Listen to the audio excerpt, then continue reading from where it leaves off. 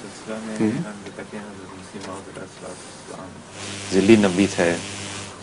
تو باقی انبیاء مثلا حضرت موسیٰ علیہ السلام کے بارے جو باقی انبیاء ہیں انہوں نے اپنے آپ کو کبھی ذلی نبی نہیں کہا۔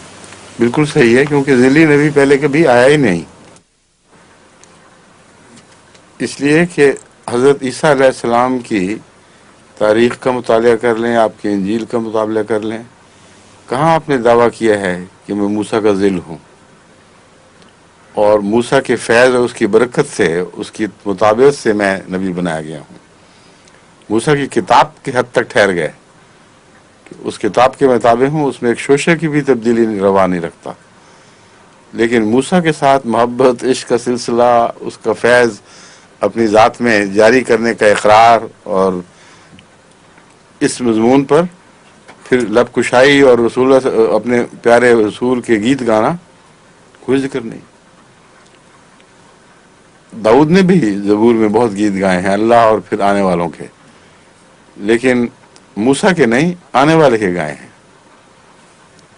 تو اس لیے اگر کوئی ذلی ہے تو صرف رسول اللہ صلی اللہ علیہ وسلم کا ذلی ہے، اور اس پہلو سے میں سمجھتا ہوں کہ تمام گزشتہ انبیاء بھی اگر ذل کہلا سکتے ہیں تو رسول اللہ صلی اللہ علیہ وسلم کا ذل کہلا سکتے ہیں، کیونکہ آپ کے وسیع تر سائے میں جو عالمی سایہ تھا سب نبی آ جاتے ہیں۔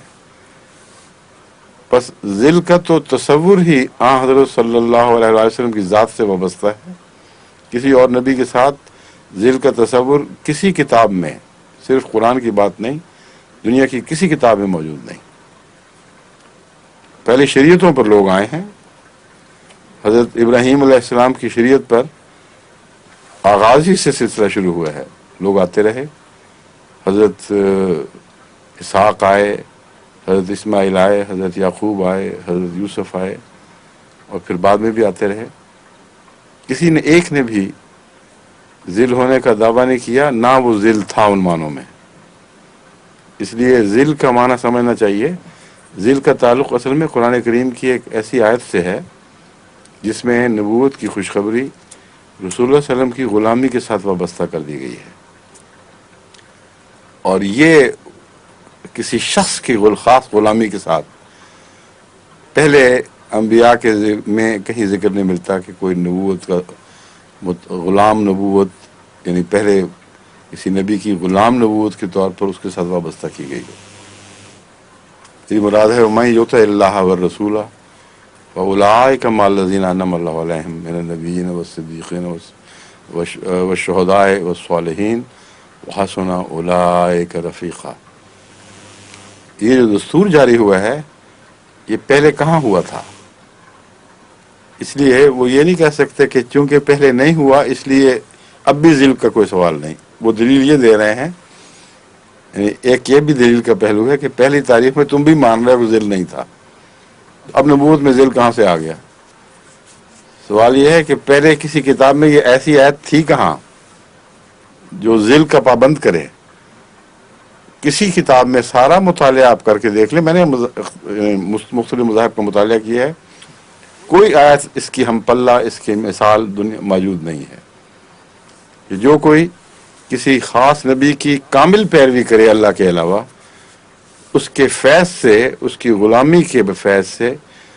من یطع اللہ والرسول، اس کو انعام یافتہ قرار دیا جائے گا، اور صرف ایسے ہی لوگوں کو انعام یافتہ قرار دیا جائے گا۔ اور انعام کیا ہے؟ من النبیین والصدیقین والشہداء والصالحین۔ وہ انعام کیا ہے؟ نبیوں میں سے ہوں گے اس کے غلام، صدیقوں میں سے ہوں گے، شہیدوں میں سے ہوں گے، اور صالحین میں سے ہوں گے۔ تو جس رسول کے متعلق اس کی الہی کتاب نے کھول کر بیان کر دیا ہو کہ اس کی ذلی صفات ایسی ہیں کہ اس کے سائے تلے آ کر نبی بھی بن سکتے ہیں، صدیق بھی اور شہید بھی اور صالح بھی، اس پر یہ اعتراض اٹھاتے ہیں۔ مجھے سمجھ نہیں آتی کہ کیوں